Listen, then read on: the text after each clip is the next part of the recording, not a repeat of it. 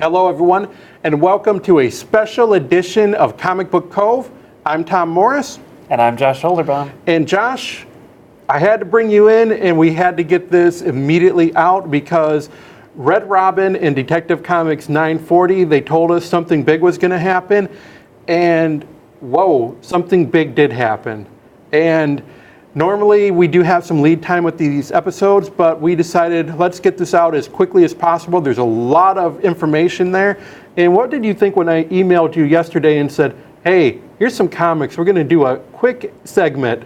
Here, read. Yeah. You know when Tom tells you to read an issue and says, hey, major plot advancement, you know you need to read it. Yeah, definitely. Yeah. Let's start off a little bit. Let's go, because we haven't talked about Detective Comics number 939, so why don't you go ahead and give us a little bit of discussion points about that one before we lead into Detective Comics 940 and Teen Titans number 24. And let me just say, spoilers definitely ahead for Detective Comics number 939, Detective Comics number 940, and Teen Titans number 24. So Josh, take it away with 939. What did you notice when you read this? Well, it's one of the things I really like about Detective Comics is, aside from what's going on in the present with the Bat Team fighting the colony, we're also getting all these flashbacks establishing Kate's relationship with her dad. And in this one, we see how their family fits in with the Wayne family. Yes. With Kate and her dad at the funeral for Bruce's parents. And I guess it never clicked for me that, that makes Colonel Kane Bruce's uncle. Yes. I mean, I knew they were cousins. It's just you got to hit me over the head like, oh, yeah, okay, that's so how it just that now would work. took you 4 even though it issues. At least 4. I mean, I'm sure that had been established for longer, but it's nice that it shows Kate and Bruce's relationship. Yes. As kids. I mean, they were friends. Mm-hmm. The Colonel didn't necessarily get along with the Wayne family. No, because that was his sister. Yep. That was Martha was his sister. And he kind of blamed Bruce's dad, Thomas, for, leading her into the alley and being sort of, uncaring about the level of crime in Gotham City. Yes. Crime in Gotham City? No. Yeah, he never. should have known better, taking her through that alley. Yeah. And there's no part of my sister left.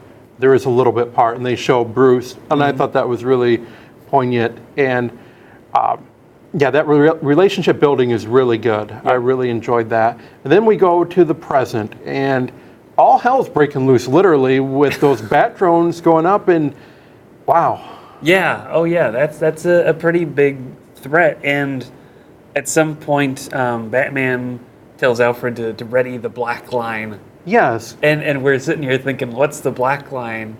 And it's the president. Uh-huh. Like, Batman has a phone to the president. A direct line knowing, just pick him up, hey, you see just hit that one. Just call him up. Yeah. That was pretty cool. He shut him down pretty quick. Yeah, and he doesn't even have to say, this is Mr. President, this is Batman. Right. He just says, you know who this is. Which makes it sound like they've spoken before. And I was thinking maybe that was a 0 year. Maybe it was the gruff of, Mr. President, this is Batman. He didn't even have to say it. You know who this is. Yeah. Also, let's talk about something that I think was a major plot point that they wouldn't put it in unless there was a reason for it. When the spoiler was taking out a group of children, there was one person in a baseball cap, and the panel kind of had him in focus, really. Why would they do that? I don't know. I mean, maybe it was just the lighting, but it looked like that guy's eyes were like flat black. Right. I mean, just jet black. And when he's exiting that building, Orphan kind of, she looks at him. She kind of looks as he's walking away. She's kind of looking over her shoulder. It's like, does she know him? Does she recognize him? Does he know who she is? Is this a League of Shadows guy? I mean, could this? That's what I was thinking. Could this have been? Could Colonel Kane have been right and Batman had been misled by Ra's al Ghul? Possibly. Yeah, who knows? That it's very conspicuous. Yes. It's something they wouldn't have included if it wasn't going to be built on later. Exactly.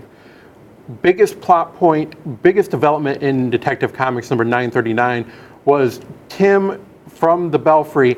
He reprogrammed the bat drone excuse me, the bat drones to go for his particular target. One target, him. Yeah. Whoa. And once he did that, he told the spoiler that he was programming him to go to one target. And then Batman was told, Batman freaks out. Yeah. He really was, no, this is not going to happen, not on my watch. Yeah, yeah. It was a neat way to reprogram the drones. Mm-hmm. I mean, because he said he couldn't cancel them, but he could take the list of targets down Yes. to one. And that was kind of a neat, a neat little caveat for how to take them down.